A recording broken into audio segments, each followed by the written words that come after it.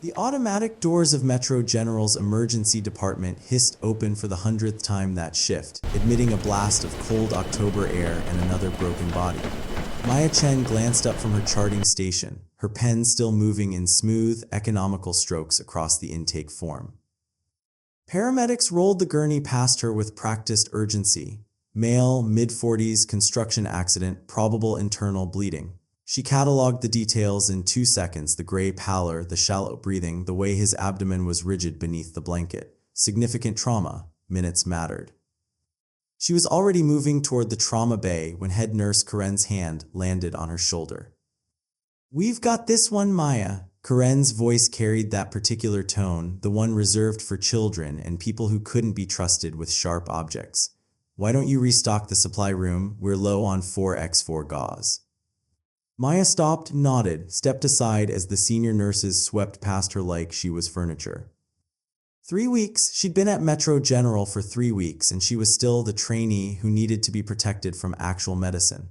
Never mind that she'd been first to spot the signs. Never mind that she'd already mentally mapped the treatment protocol while they were still reading the paramedics' report. She was small, quiet, 26 years old with a face that looked younger. Her badge said trainee in bold letters that might as well have been a warning label. Fragile, handle with supervision. So she went to restock the gauze. The supply room smelled like sterile packaging and industrial cleaning solution. Maya worked methodically, counting inventory with the same precision she brought to everything. 12 boxes of 4x4s, 8 boxes of 2x2s, 6 rolls of medical tape per shelf, 3 shelves per cart. Through the thin walls, she could hear the controlled chaos of the trauma bay. Karen barking orders, Dr. Ray's calling for units of O-negative, the mechanical rhythm of the ventilator bag. Then a change in pitch, someone's voice climbing toward panic. Maya's hand stopped moving. "His pressure's dropping. I need that line now. Where's the bleeding coming from?" She was out of the supply room and through the trauma bay doors before she made the conscious decision to move. The scene registered in fragments. The patient's lips turning blue, Karen struggling with an IV line, Dr. Ray's scanning for the source of internal hemorrhage. Maya's eyes went to the patient's left flank. Discoloration, swelling, the pattern was textbook. "Ruptured spleen," her voice cut through the noise, calm and certain. Kayer's sign, he's got left shoulder pain and the referred pain pattern plus the gray Turner's sign on his flank. Dr. Ray's head snapped toward her. For 1 second their eyes met and Maya saw the calculation happening, trainee versus correct diagnosis. "She's right," Dr. Ray's was already moving. "Get me a surgery consult now, we need to open him up." The next 7 minutes were controlled chaos. Maya found herself at the patient's side, her hands steady as she assisted with the emergency stabilization. Her movements were economical, precise, anticipating needs before they were voiced. She didn't think, she just did.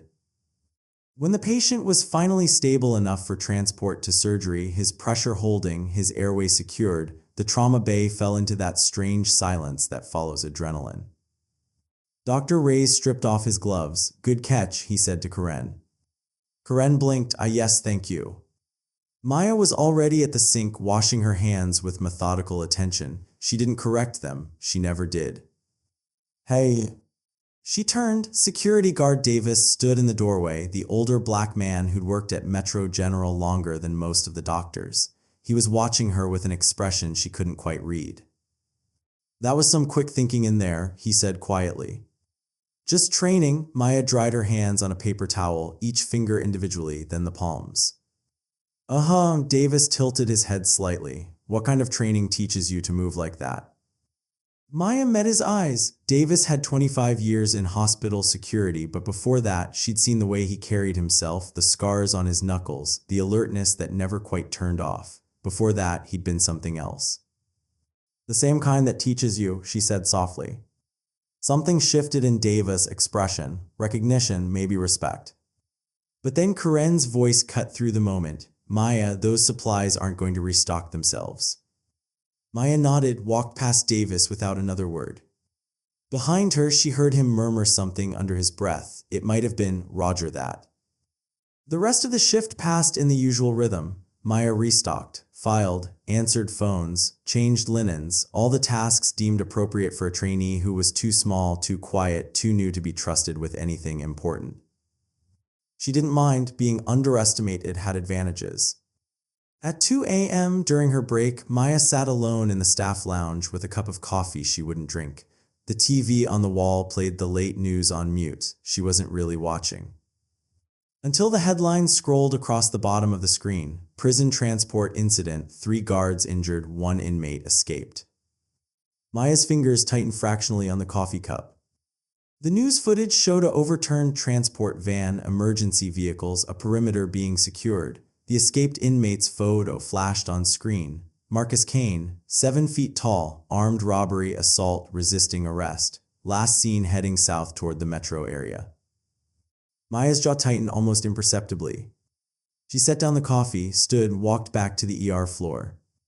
Behind her, the news continued, but she'd already seen everything she needed to see. The doors hissed open, another patient arriving, another shift continuing. And Maya Chen, trainee nurse, invisible and underestimated, returned to her station and picked up her pen. Exactly where everyone expected her to be. The morning shift change brought the usual circus of handoff reports and coffee-deprived complaints.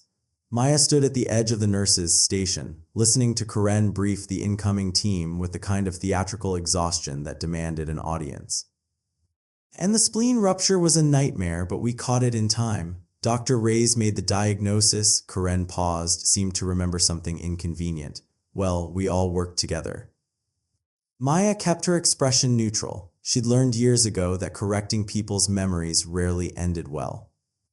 Maya, Karen turned to her with that smile, the one that looked generous but felt like condescension. You can shadow intake today, just observe, take notes. Don't interact with patients unless someone supervises you. Understood. Maya's voice was flat, professional, empty of the irritation she'd stopped showing a long time ago. She took her position at the intake desk, clipboard in hand, watching as experienced nurses triaged the steady stream of humanity that flowed through Metro General's doors. Chest pain, possible fracture, diabetic episode. She cataloged each case mentally, nodding what she would do, then watching what they actually did. Usually the same thing, sometimes not.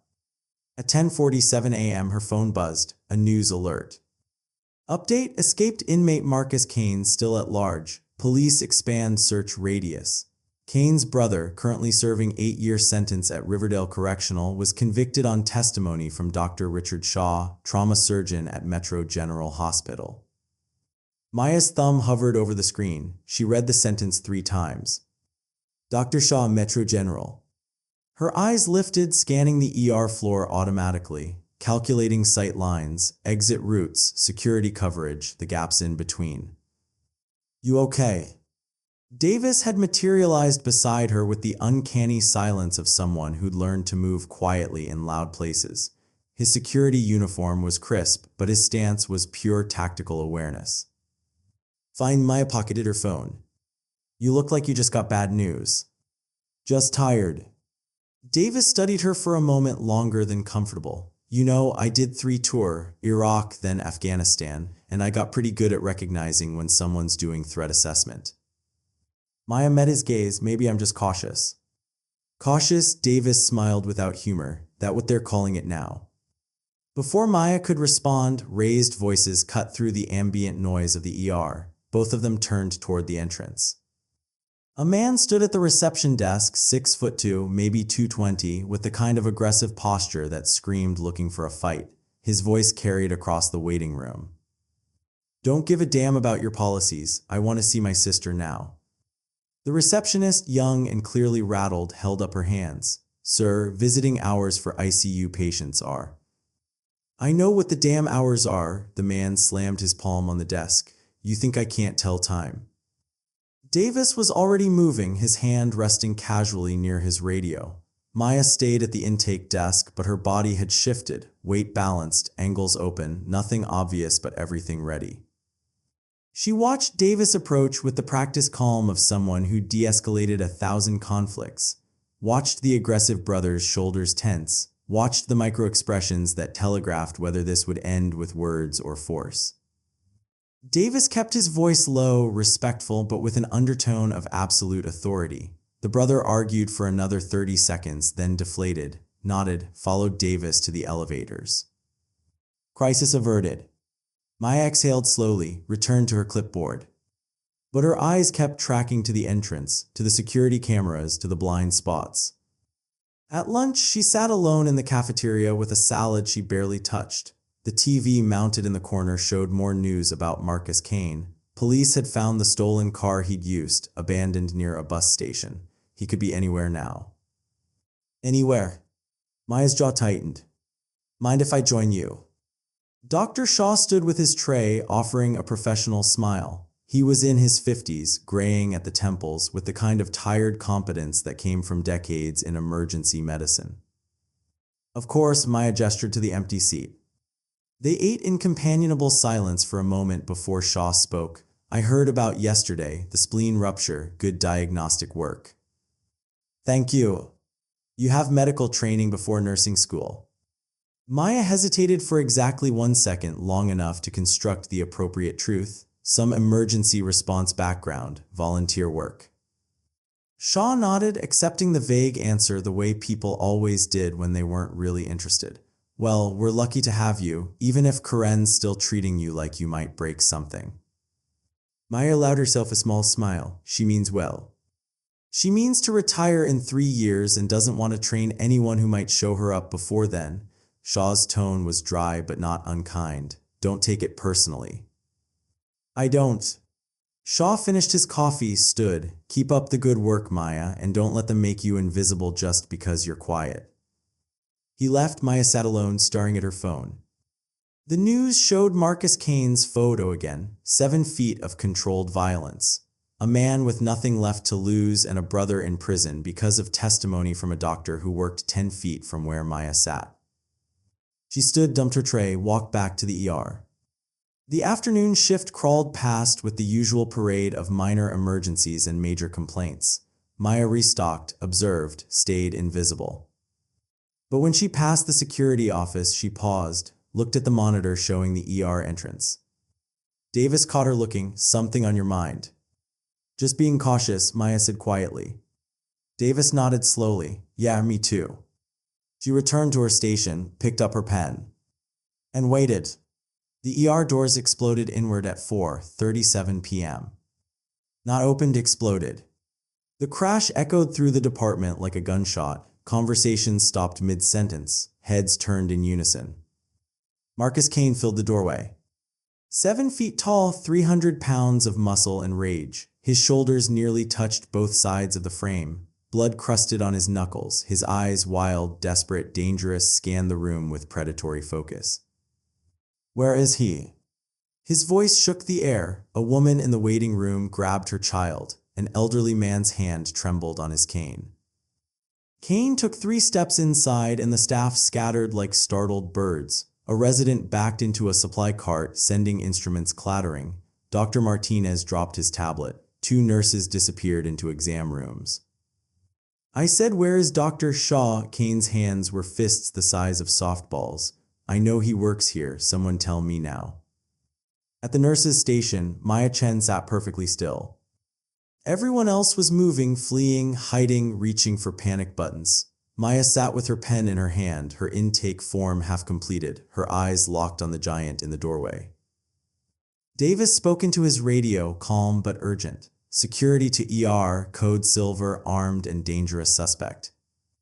I'm not armed, Kane spread his massive arms. I just want to talk to the man who put my brother away, that's all.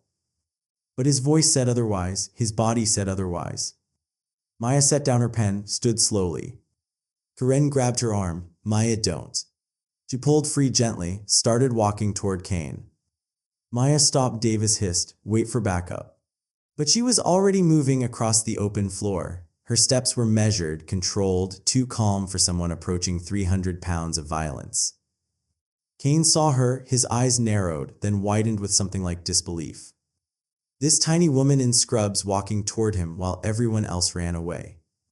He laughed, a harsh, bitter sound. You gotta be kidding me. Maya stopped 10 feet away, met his eyes, didn't speak. Just stood there. And something in her stillness, something in the absolute absence of fear, made Marcus Kane hesitate. His smile faltered. "Who the hell are you?" Maya didn't answer his question. She just stood there, 5'3" of absolute calm, facing 7 feet of barely controlled violence. "I asked you a question." Kane's voice dropped, became more dangerous in its quietness. "You need to leave." Maya's voice was steady, neutral, not a request, a statement of fact. Kane stared at her for 3 seconds, then he laughed, a genuine, disbelieving sound. "Little girl, you got no idea who you're talking to." Marcus Kane escaped custody 14 hours ago, looking for Dr. Richard Shaw. Maya's tone didn't change, "and you need to leave now." The laughter died, Kane's expression shifted, confusion mixing with anger. "How do you?" "Last chance." Maya's stance shifted fractionally. Nothing obvious, just weight redistributing, angles opening, her body settling into something that didn't match her trainee badge. "Walk out, don't come back." Kane took a step forward. Now he was only 6 feet away, towering over her like a mountain over a pebble. Or what? Maya didn't move, didn't blink. Her eyes held something cold, something trained, something that made absolutely no sense on a 26-year-old trainee nurse. Kane reached out with one massive hand, not to grab, just to push her aside. She didn't step back.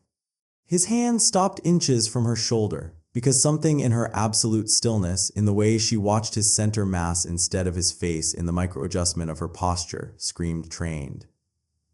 "Who are you?" Kane asked again, but this time it wasn't mockery, it was genuine confusion. The ER doors burst open, 4 security guards, Davis leading, all moving fast. Kane's head snapped toward them, back to Maya. His jaw tightened with understanding she'd been stalling, keeping him talking, buying time. "This isn't over," he said quietly. "I'm coming back, and next time I'm not leaving without Shaw." He backed toward the exit, eyes still on Maya, then turned and disappeared through the doors. Silence crashed over the like a wave. Every eye turned to Maya. She stood alone in the center of the floor, exactly where she'd been, her breathing unchanged, her expression calm. Karen's voice broke the silence, high and shaking. "What the hell were you thinking?" Maya walked back to the nurse's station, picked up her pen. "Just doing my job," she said quietly. Karen's hand slammed down on the nurse's station counter. "Your job, Maya, that man could have killed you with one hand." But he didn't. Maya returned to her intake form, pen moving in those same economical strokes. "That's not the point." "It is exactly the point." Maya looked up, and for just a moment her eyes held something that made Karen take half a step back. "He left. No one got hurt. That's what mattered." Dr. Shaw pushed through the small crowd that had gathered. His face was pale. Was he looking for me?" "Marcus Kane, his brother, serving 8 years at Riverdale. Your testimony was key to the conviction." Maya's voice was matter of fact, like she was discussing lab results. Shaw's hand went to his throat. "How do you know that?" Maya didn't answer, just held his gaze until he looked away. Davis approached, his radio still in hand. "Police are searching the area, but Maya," he pulled her aside, voice low, "what you did was either incredibly brave or incredibly stupid." "Tactical distraction." The words slipped out before Maya could stop them. Professional terminology, military terminology. Davis' eyes narrowed. "Tactical." "I meant..." "No, you meant exactly what you said." Davis crossed his arms. "You're ex-service, aren't you? What branch? MP, Special Forces?" Maya's expression closed like a door slamming shut. "I'm a nurse." "Now you are." Davis studied her face. "But before?" "Before doesn't matter." "It does when a 7-foot psychopath promises to come back." Davis kept his voice quiet, but his intensity was absolute. "You moved like someone with training, real training, the kind that costs years and leaves marks." Maya said nothing. From across the ER, the hospital administrator appeared, tablet in hand. She'd been reviewing the security footage. Her expression was troubled, confused. "Miss Chen," she called, "I need to speak with you now." Maya walked to the office. Behind her, she heard Davis murmur to another guard, "Run her name. I want to know who she really is." Inside the office, the administrator played back the footage. Maya watched herself approach Kane, watched her stance, her positioning, her absolute control. "Who are you?" the administrator asked quietly. Maya met her eyes, just a trainee. But neither of them believed it anymore. Evening shift, the ER had settled into its usual rhythm, the chaos organized, the emergencies routine. Maya was restocking exam room 3 when she heard the scream. Not a pain scream, a terror scream. She dropped the supplies and moved. The corridor near the procedure rooms, 3 nurses backed against the wall, hands raised, and Marcus Kane, larger somehow in the fluorescent lighting, blocking their path. This time he had a knife. Nobody moves, nobody gets hurt. Kane's voice was calmer now, controlled, more dangerous. I just want Dr. Shaw, bring him here, this ends peacefully. Maya was 20 feet away, partially hidden by a corner. She could see Davis running from the other direction, other security guards converging. But Kane had positioned himself perfectly, 1 small room, 3 hostages, 1 exit. He backed them into procedure room 4, the door closed. Code Silver, hostage situation, procedure 4, Davis shouted into his radio. Staff evacuated, patients were rushed to other wings. Within minutes, police sirens wailed outside. Maya stood in the emptying corridor. Everyone was moving away from the threat. She moved toward it. Maya, no, Davis grabbed her arm. She looked at him. He'll hurt them if he panics, you know he will. Police are coming. They'll take too long, Maya pulled free but gently. I can talk to him. Talk to? Davis stared at her. Who the hell trained you? Maya didn't answer. She walked toward procedure room 4. Behind her, Davis spoke urgently into his radio. We have someone approaching the hostel. Female, mid-20s. I don't know what she's doing, but she moves like she's done this before. Maya stopped outside the door, knocked once. Kane, it's the nurse from earlier. I'm coming in. Stay out, Kane's voice was strained. You wanted to talk, so let's talk. Send one of them out, I'll come in. Silence, then why would you do that? Maya's hand rested on the door handle. Her voice was calm, professional, carrying an authority that didn't match her badge. Because you don't really want to hurt anyone, you want justice, so let's talk about that. The door unlocked with a click. Maya pushed it open and walked into the room. Behind her, Davis whispered, God help us all. Kane stood in the center of the small room, knife in his right hand, 3 nurses huddled behind him.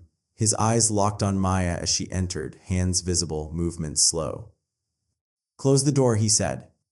She did. The lock clicked. Outside, police were setting up a perimeter. Inside, it was just her, Kane, and 3 terrified hostages.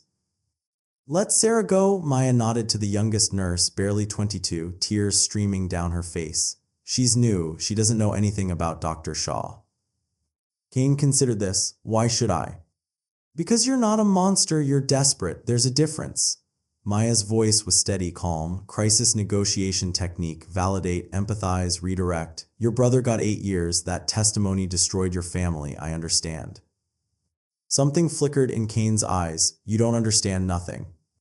Then help me understand. Maya took 1 small step forward, not threatening, just closing distance. Tell me about your brother.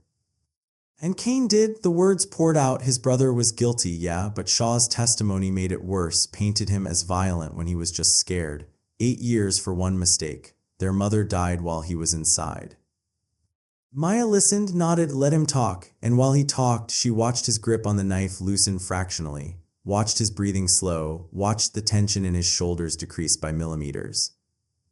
Let them go, Marcus. She used his first name deliberately. Keep me. I'm the one who stopped you earlier. I'm the leverage you need. Kane hesitated, then nodded. 2 of them, you and 1 stay. All 3, Maya's voice carried absolute certainty. You don't need them. You need someone who won't panic. That's me. The negotiations took 4 more minutes. Finally, Kane unlocked the door. The 3 nurses ran. Maya stayed.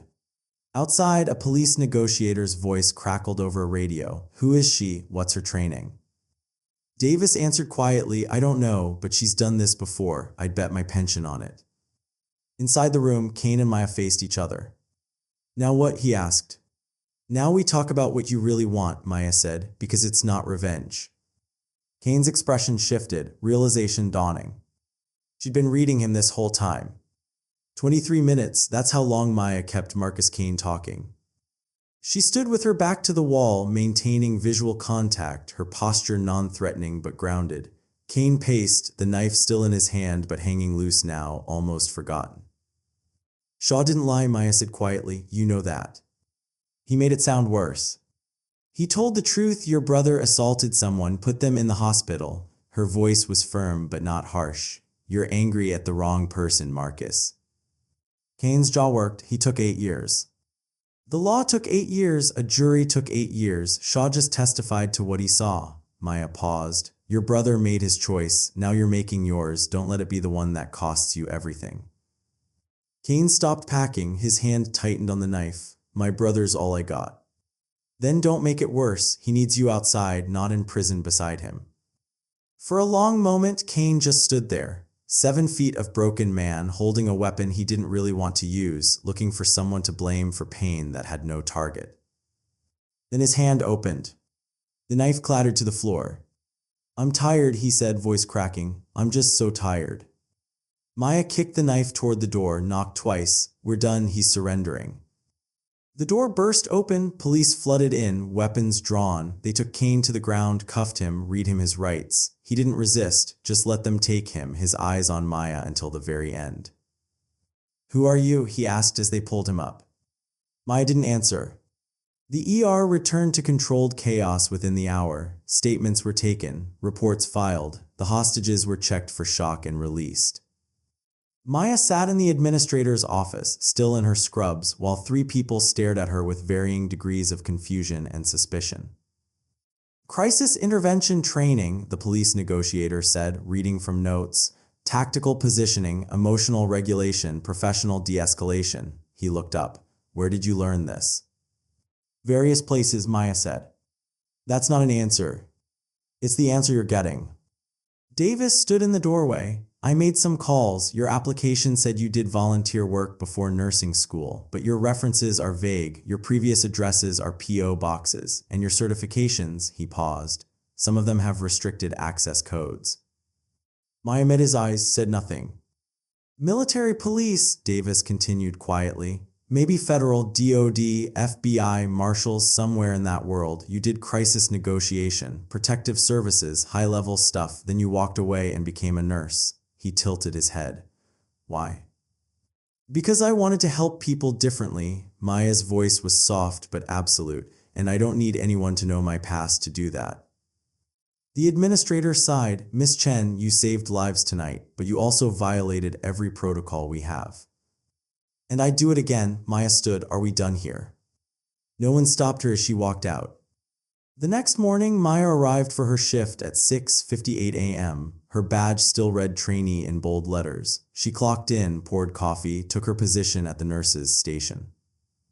Karen approached, coffee in hand, expression complicated. Maya. Yes. What you did yesterday, Karen paused, struggling. It was reckless, dangerous, completely against protocol. I know. It was also, Karen's voice softened, the bravest thing I've ever seen. Maya nodded once, picked up her pen. Dr. Shaw stopped by an hour later, didn't say much, just squeezed her shoulder and walked away. Davis brought her lunch at noon, set it down without comment, but as he left, he gave her a small nod, recognition, respect, the kind soldiers give each other. By evening shift, the story had spread through the hospital. Staff looked at her differently now, some with awe, some with suspicion, some with curiosity. But Maya just kept working, restocking, charting, taking vitals, all the tasks they gave trainees. At 9 p.m., a new patient arrived. Chest pain, possible MI. The senior nurses moved to respond. Maya, Karen called, you take lead on this one. Maya looked up. Karen's expression was serious, professional, but there was something else there too. Trust. Yes, ma'am, Maya said. She walked into the exam room, introduced herself, began the assessment with the same quiet competence she'd always had. Outside, Davis watched through the window. A rookie security guard stood beside him. That's the one, the rookie asked, the trainee who talked down the escaped convict. Davis smiled slightly. That's what her badge says. But what is she really? Davis was quiet for a moment, then, exactly what we need her to be. Inside the exam room, Maya worked, small, quiet, underestimated by anyone who didn't know better. And that's exactly how she preferred it.